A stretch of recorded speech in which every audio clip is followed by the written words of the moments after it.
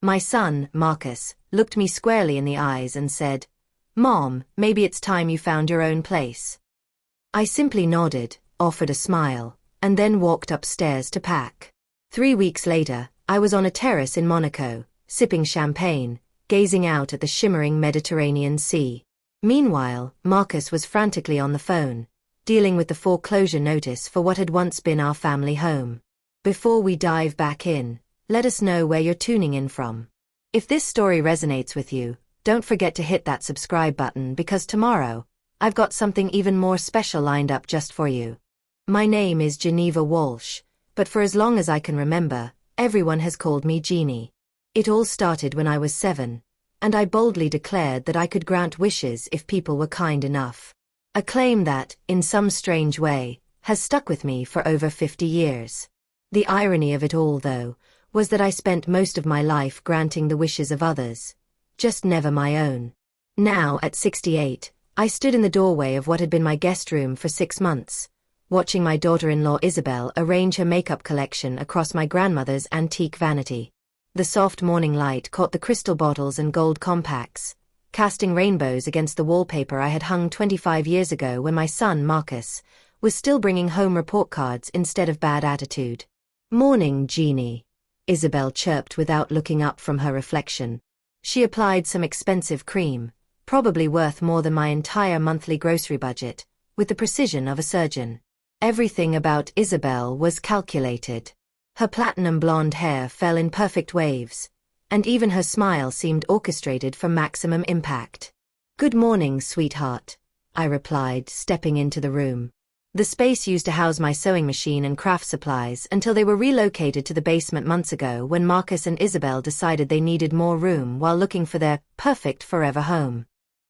"Speaking of the living situation," Isabel continued, now applying mascara, "I think we should talk."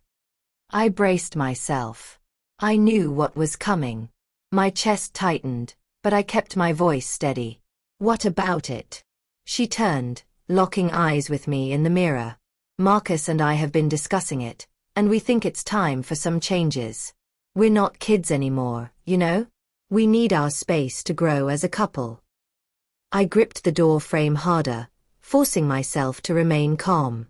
"Have you found somewhere you'd like to move?" Isabel let out a small laugh, sharp and sweet. "Oh, Jeannie, you're so sweet. No, we were thinking more along the lines of, well, this is Marcus' childhood home, right? His inheritance, technically. And you've had such a good run here, but maybe it's time you found your own little place.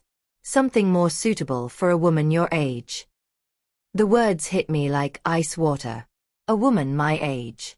As if 68 was synonymous with frailty and irrelevance. I was still strong, still independent. But it stung. I'd maintained this house, this 4-bedroom colonial, its wraparound porch, and its meticulously cared-for garden, for 30 years. I'd refinished every floor, painted every room, and brought every worn-out piece of furniture back to life. "This is my home, Isabel," I said quietly. "Well, technically, it's Marcus now, isn't it?" she replied, smoothing her leggings. "Since the transfer after your husband died." Her words sent a jolt through me. She was right. After David died suddenly from a heart attack 5 years ago, I had been so overwhelmed by grief that when Marcus suggested transferring the house into his name for tax purposes, I did it without fully reading the paperwork. He was my only child, and I trusted him. "We just think it might be better for everyone if you found your own place," Isabel added. "There are some lovely senior communities nearby." The words, senior communities, made my skin crawl. I wasn't ready for organized craft time and early bird dinners. I was still teaching piano to neighborhood kids and volunteering at the animal shelter twice a week. "Where is Marcus?" I asked, my throat tightening. "Shower," Isabel replied, capping her lip gloss. "But we've already talked about this. He agrees it's time." I walked downstairs to the kitchen, my bare feet silent on the hardwood floors. The morning light streamed through the windows above the sink, illuminating the herb garden I'd planted along the windowsill. Basil, rosemary, thyme, and oregano all thrived under my care. I pressed the button on the coffee maker, letting its familiar gurgling sound settle my nerves. This kitchen had been the heart of our family for 3 decades. I'd made thousands of meals here, packed countless lunches, and hosted birthday parties and holiday dinners. The scratches on the butcher block island and the growth marks on the doorframe from when Marcus was a toddler, they all told the story of our life here. "Morning, Mom." Marcus walked into the kitchen, his hair still damp from the shower, dressed in the expensive athleisure clothes that had become his uniform. At 35, he had inherited his father's height and my stubborn jawline, but somewhere along the way, he developed an entitlement I didn't recognize. "Morning, honey." I poured 2 cups of coffee, adding cream to his just the way he liked it. "Sleep well." "Yeah, thanks." He accepted the mug but didn't meet my eyes. "Listen, Mom," Marcus said after a beat. "Isabel mentioned she talked to you about the living situation." I nodded, taking a careful sip of my coffee. "It's fine," I said, though my stomach was in knots. Marcus leaned against the counter. "It's getting too big for you to handle on your own," he said. "The gutters need cleaning. The deck needs power washing. The yard's too much for someone your age." Someone my age. The same phrase Isabel had used. I had maintained this house perfectly well, cleaned the gutters, power washed the deck, and kept the garden in top shape. "I handle it just fine," I said, my voice calm but with a growing edge. "Mom," Marcus continued, ignoring my objection. "We can't live with my mom forever. We need room to grow to start a family." His tone shifted into the one he used when I was being unreasonable. "This house has 4 bedrooms," I said quietly. "What more room do you need?" "Come on, Mom," he said, his voice becoming sharp. "You've got to face facts. We can't live here forever. We need our space." "Then move out," I said simply. Marcus stared at me, his face full of confusion. "What? This is my house now. It's my inheritance." I corrected him gently. "Dad left it to both of us. I transferred it to your name for tax purposes, but the house was always meant to be shared. This is my home." "Well, we've been living here for a year and a half, paying some bills, contributing to the household." Marcus shifted uncomfortably, his tone defensive. "But it would be better for everyone if you found somewhere more suitable. Maybe one of those senior living communities." The idea of being told where I should live, what I needed, just because of my age, was suffocating. I'd been independent my entire life. I'd raised Marcus mostly alone after David worked 60-hour weeks building his business. Now Marcus, with his new life, was telling me I wasn't capable of handling my own home.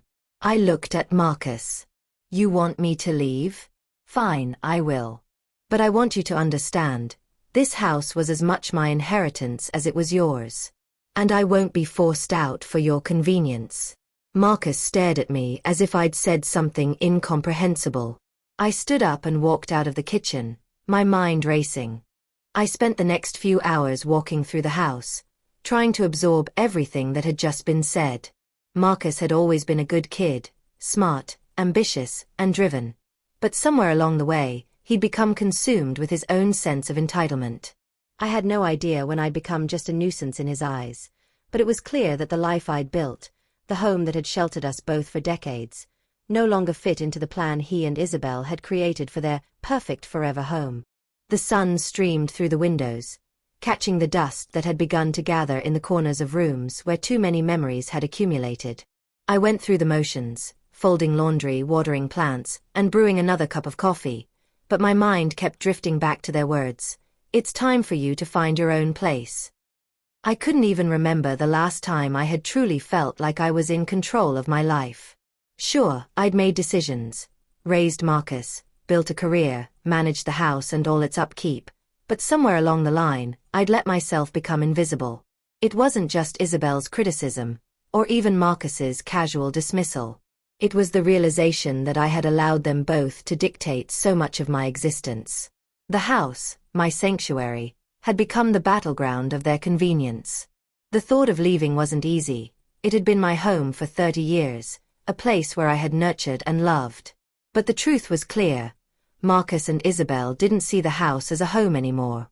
They saw it as an inconvenience. And if they didn't want me here, then I had a choice to make: stay and be a burden, or leave and finally put myself first. I opted for the latter. I spent the next few days gathering my thoughts and planning my next steps. My first call was to a real estate agent. Jennifer Morrison was a woman I'd known for years, having sold a few houses in our neighborhood. I figured if I was going to do this, I might as well make it official and move on as quickly as possible. The phone rang, and Jennifer's warm voice greeted me on the other end. "Geneva, I haven't heard from you in a while. How are you?" I swallowed hard, fighting back the tears. "I need to sell my house," I said, my voice steady despite the storm raging inside me. There was a brief pause. "Of course, Geneva. Let's talk. I'll come by this afternoon." That afternoon, Jennifer walked through the house, assessing every corner with the precision of a seasoned professional. She appreciated the craftsmanship, the updates I had made over the years, and the way the home had been maintained. But what stood out most was her admiration for the garden. My garden. It had been featured twice in the local newspaper, a testament to years of dedication and love. "You've taken such good care of this place," Jennifer said as we stood in the living room, the late afternoon sun casting long shadows on the floor. "It's a shame to see you go, but I'm sure someone will love it just as much." Someone else would love it, I thought. Someone who wasn't trying to erase every trace of the life I had built here. After Jennifer left, I sat down at my kitchen table, the same table where Marcus had eaten countless meals as a child, where David and I had discussed our hopes and dreams for the future. I thought about what Isabel had said, that I needed to find something more appropriate for someone my age. The words echoed in my mind, and I realized that for too long, I had been living in the shadow of everyone else's expectations. It was time for me to stop living for others. I spent the next few days researching. At first, I thought I'd look for a small condo or a townhouse nearby, something manageable and easy. But the more I thought about it, the more I realized I didn't want manageable or easy. I didn't want a life that fit neatly into some prescribed box. I wanted adventure. I wanted something entirely different. So I typed into my search bar, "Cost of living Monaco, France." I could almost feel David's voice in my head. "When we're rich," he'd say with a laugh, "we'll have a little place in Monaco, drink champagne and watch the sunset over the Mediterranean." It had always been a joke, a whimsical fantasy born from our moments of escape during tough times. But now, with the house set to be sold, and a clear financial plan in place, that dream didn't seem so far-fetched. In fact, it seemed like the perfect next chapter. The real estate market in Monaco was expensive, of course, but my assets, combined with the house sale, meant I could afford to live a life I had once only dreamed of. I spent hours researching properties, immersing myself in the possibilities. There was one apartment in particular that stood out, a cozy, beautiful apartment with a wraparound terrace overlooking the Mediterranean. The price was steep, but it was well within my means. More importantly, it felt like a place where I could be free, where no one would treat me as a problem to be managed or an inconvenience to be dealt with. The more I researched, the more I felt a sense of peace settling over me. I was finally taking control of my life. No more living in the shadows of others' dreams. No more being Jeannie, who grants wishes for everyone except herself. The next morning, I woke early and poured myself a cup of coffee, the warm liquid soothing me as I gazed out the kitchen window. The garden was quiet now, the flowers dormant for the winter, but I could still see the life I had nurtured blooming in my mind. I had done my best to create a beautiful space, a space that had been both a refuge and a reminder of the life I had built. Now, that life was slipping away. Marcus and Isabel had made their plans, and I had no place in them anymore. But I wasn't angry, not yet. I was still too calm, too focused on the new path I was about to take. There was an unfamiliar excitement growing in me, a quiet thrill that I hadn't felt in years. The house was almost sold, my plans for Monaco were taking shape, and for the first time in a long while, I was thinking about my future. By the time the sun was high in the sky, I had already called a few moving companies and made arrangements to pack up my belongings. The thought of leaving everything behind, the rooms that held so many memories, the kitchen where I had cooked countless meals, the garden that had been my pride and joy, was difficult. But the more I thought about the life I would have in Monaco, the more I felt the weight of the years of sacrifice lifting off my shoulders. I had spent too many years putting everyone else's needs before my own. Marcus needed his space. Isabel needed her designer clothes and perfectly curated life. They didn't need me anymore, but I wasn't bitter. What I needed now was freedom. Freedom from their expectations, freedom to find joy in my own way. The movers were scheduled for the following week, and I knew it would be a whirlwind of activity. I had already started making lists, what to keep, what to donate, what to sell, and the process felt strangely liberating.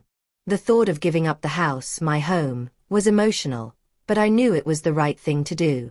I was ready to start over. I had no idea what Monaco would bring, but I was no longer afraid of the unknown. I was embracing it. That evening, I sat at the kitchen table, a quiet moment to myself before Marcus and Isabel came home from their gym session. I stared at the empty chair where David used to sit, his voice echoing in my memory, reminding me that life didn't stop just because things didn't go as planned. David and I had always dreamed of something more for ourselves, of travel, of adventure, of living without limits. And now, as I prepared to take that leap, I could almost feel him beside me, urging me forward. The door opened, and Marcus and Isabel walked in, chatting about their plans for the evening. They barely glanced in my direction as they moved through the house like they owned it. Maybe legally they did. But emotionally, this place still belonged to me. I wasn't ready to give up my connection to it just yet. "Hey Mom," Marcus said, his tone casual, but there was a hint of hesitation in his voice, like he was waiting for some kind of reaction from me.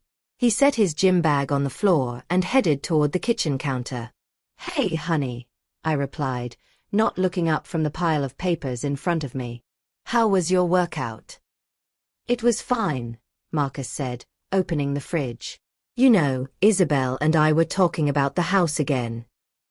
I paused, setting down the papers. "Oh, what about it?" "We just think that it might be better if we started looking at new places sooner rather than later," he said, his voice suddenly serious. "You know, to give you more time to find somewhere that fits better."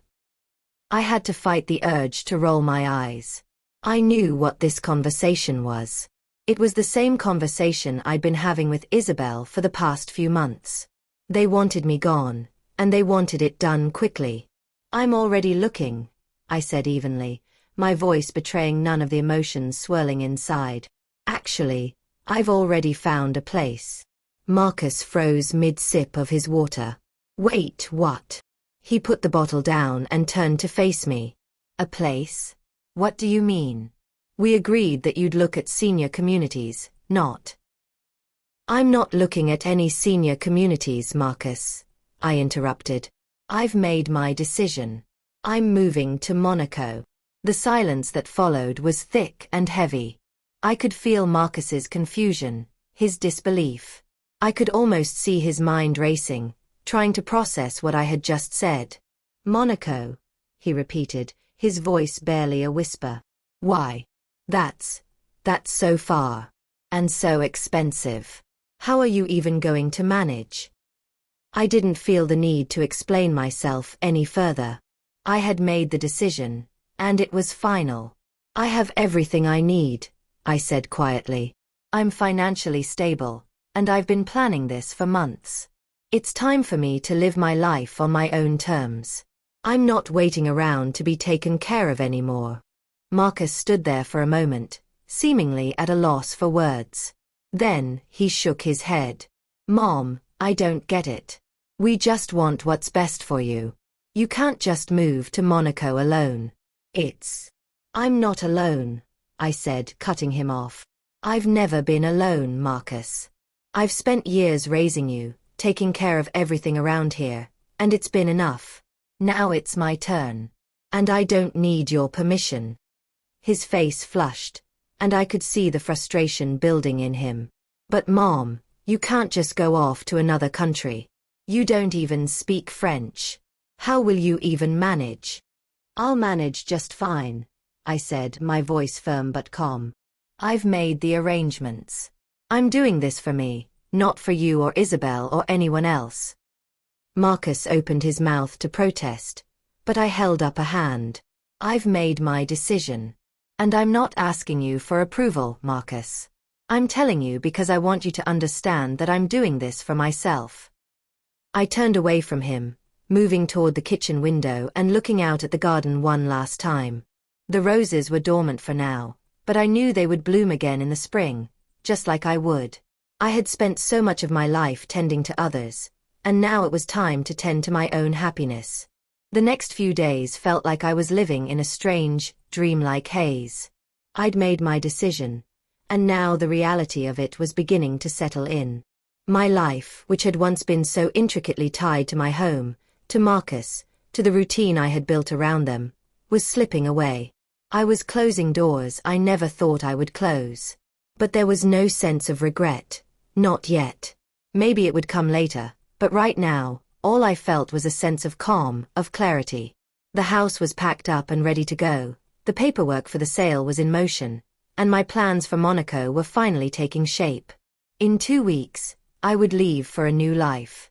A life where I didn't have to be anyone's mother or anyone's caretaker. I could just be me. It wasn't a perfect plan. There were so many unknowns, language barriers, cultural adjustments, the weight of being thousands of miles away from everything I'd known. But what I had known for years wasn't enough anymore. I was tired of being relegated to the margins of my own life. I had spent too long in the background, cleaning up after others, putting everyone else's needs first. Monaco wasn't a whim, it was a declaration. A declaration that at 68, I wasn't done with the world. I wasn't ready to settle for what was convenient or comfortable. The first night the movers left the house felt different. The rooms that had once been full of noise and chaos were now hollow, empty, and strangely peaceful. I moved through them slowly, touching the edges of the walls that had seen so much, feeling the weight of decades of memories. David's absence still hung in the air like a shadow, but I didn't feel the deep sorrow I once had.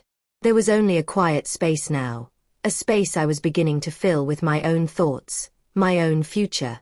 The night passed, and morning came too soon. I had an appointment at the bank to close a few accounts and finalize the transfer of funds. After that, I would visit Jennifer, the real estate agent, to make the sale official. But as I stepped into the kitchen to make my usual morning coffee, the phone rang. I didn't recognize the number, but the area code was local. I hesitated, but then picked up the receiver. "Hello, Jeannie." The voice on the other end sent a shiver down my spine. It was Marcus. I hadn't expected to hear from him again, not after the way our conversation had ended.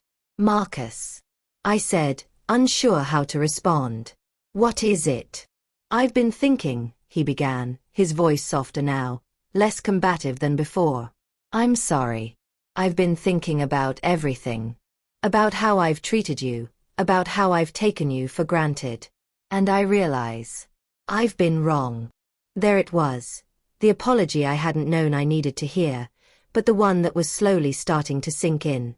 "Marcus," I said, my voice a little shaky, "it's not about being wrong or right. It's about understanding each other. And you never understood me." "Not really." "I know," he admitted. "I've always seen you as a safety net. Someone to fall back on. And I've treated you like that, as if you'd always just be there to make everything easier for me. But you're right. You've been there for me, and I've never really thought about what you needed, what you wanted." The words felt like a weight lifting off my chest, a weight I hadn't even realized was there.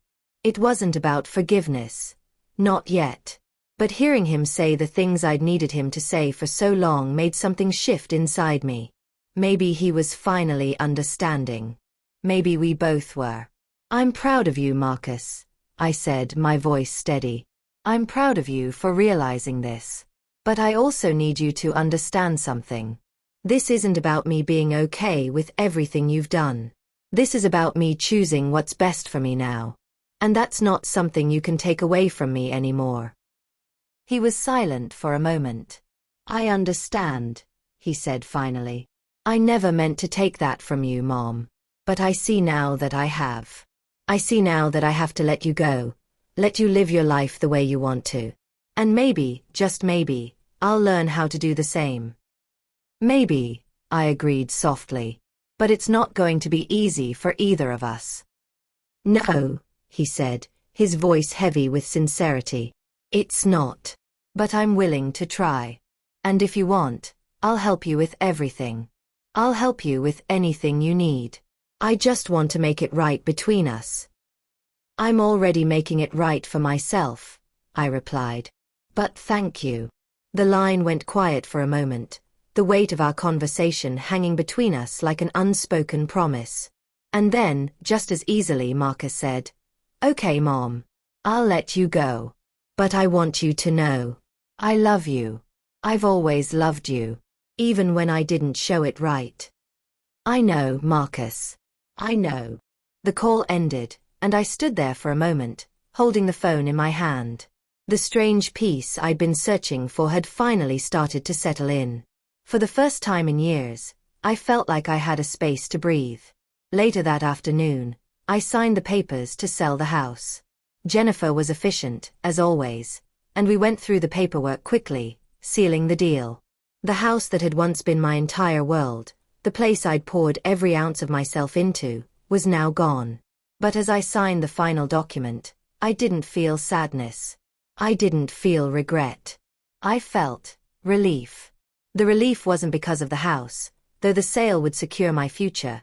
It was the relief of knowing that I had finally taken control of my life. I had stepped out from behind the curtain of everyone else's expectations and was standing in the spotlight of my own decisions. I was going to Monaco. I was going to live the life I had always dreamed of. That night, I made my last dinner in the house. It was a quiet meal, just me and my thoughts. I had already packed everything I was taking with me. My grandmother's china. A few family photos. The few books that meant something to me. The rest would be left behind. I sat at the table, savoring every bite, feeling the weight of the years I had spent here. There were so many memories in this house. So many years of love, laughter, and tears. But now, it was time to close that chapter and start something new. The next morning, I woke up early, packed my bags, and stood in the doorway of the house one last time. I took a deep breath, absorbing the stillness of the empty rooms. This house had been the backdrop of my life, but now it was just a memory. And then I left. The drive to the airport was uneventful, a quiet, almost ceremonial departure from everything I'd known. The city I had lived in for over 3 decades shrank behind me as the taxi wound its way through familiar streets, the ones I had driven down countless times, the ones where I had dropped Marcus off for school, shopped for groceries, attended neighborhood meetings, and spent evenings watching the seasons change in my garden. The airport terminal felt different too. There was a sense of finality in the air as I made my way through security, past the familiar signs and gates I'd passed so many times before. As I checked in for my flight, the attendant handed me my boarding pass and smiled. She didn't know it, but I wasn't just checking in for a flight to Monaco. I was checking in for a new life, one where I wasn't someone's wife, someone's mother, or someone's caretaker. I was just me. I sat at the gate, feeling the weight of the past few days settle over me. The goodbyes, the empty house, the finality of it all. I was leaving behind a life I'd spent so long building, and yet, there was no sadness. Only peace. It was as though every part of my past had been a necessary step leading me to this moment, to this place where I could start again. My phone buzzed, and I saw a text from Helen. "Are you there yet?" I smiled and typed back, "Not yet. But it's all happening, Helen. It's real. I'm really going." Helen had been my rock throughout all of this, the one person who had truly understood my need for a change. She had cheered me on from the beginning, never questioning my decision, never doubting that I could do this. As the flight boarded and we took off into the sky, I looked out the window, watching the landscape shrink beneath me. The house I had lived in for 30 years, the town where Marcus grew up, all fading into the distance. And with each mile, I felt a small weight lifting off my shoulders, replaced with an exhilarating sense of freedom. The flight to Monaco was long but comfortable. I spent most of the time lost in my thoughts, flipping through a travel magazine, but my mind kept returning to the life I was about to begin. I imagined waking up in a sun-filled apartment overlooking the Mediterranean, sipping coffee on the terrace, and exploring the cobblestone streets of Monaco at my own pace. I had no idea what to expect when I got there, but the uncertainty felt like possibility, not fear. For the first time in years, I wasn't afraid of the unknown. I was embracing it. When the plane finally touched down in Nice, I could barely contain my excitement. The air was warmer than I had expected for February, and the scent of the Mediterranean was almost tangible as I walked through the airport. Everything felt different here. New, fresh, exciting. I collected my luggage and made my way to the exit, where a car was waiting to take me to Monaco. The drive was a blur of breathtaking scenery.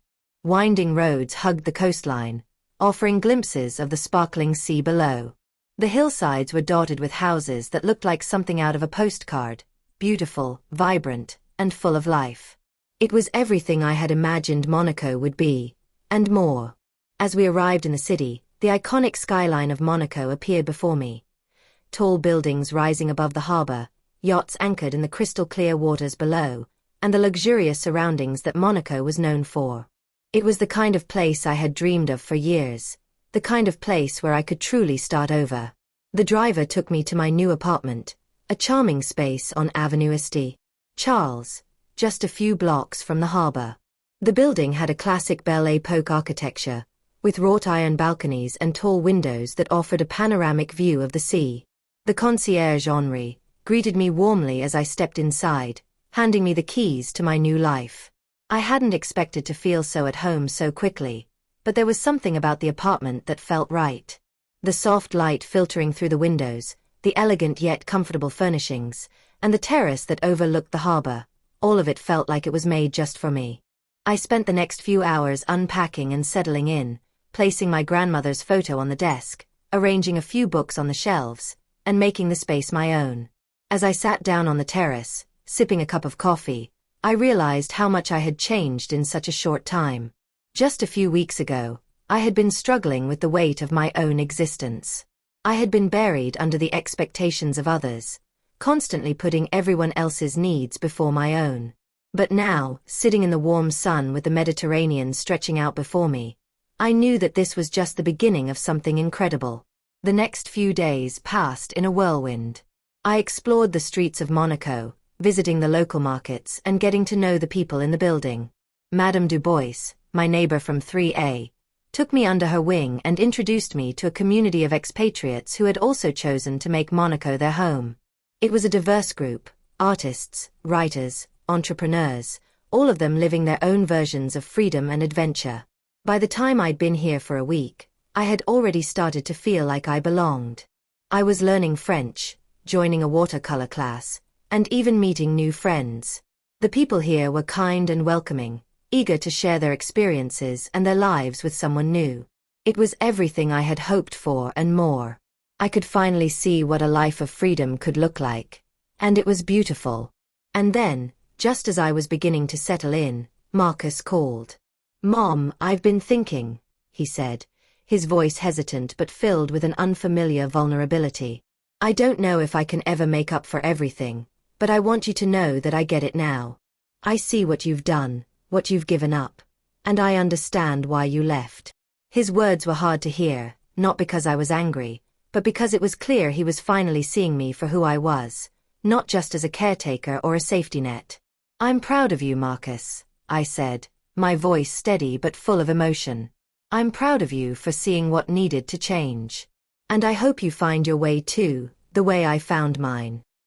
"I'm sorry, Mom," he said, his voice thick with emotion. "I was selfish. I didn't understand what I was doing to you. I just thought you'd always be there. But you were right. You deserve more than that. You deserve to be happy."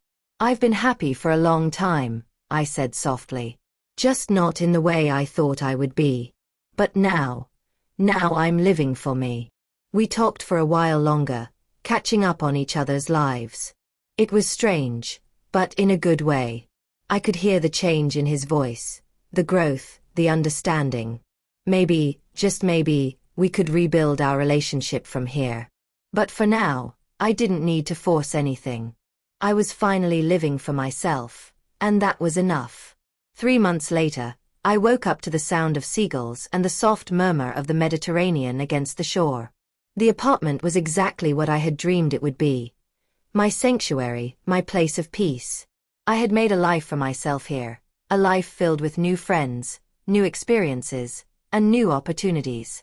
And when Marcus visited for the first time, I could see the change in him too. He was different, more thoughtful, more present. He no longer saw me as a problem to be solved. He saw me as a person with her own needs, her own dreams, her own path. We spent the week rediscovering each other, building a new relationship based on respect, not obligation. It wasn't perfect, but it was real. And it was enough. Monaco had become my home, and for the first time in a long time, I felt like I was exactly where I was meant to be. I had chosen myself. And in doing so, I had found the life I had always wanted, one that was truly mine.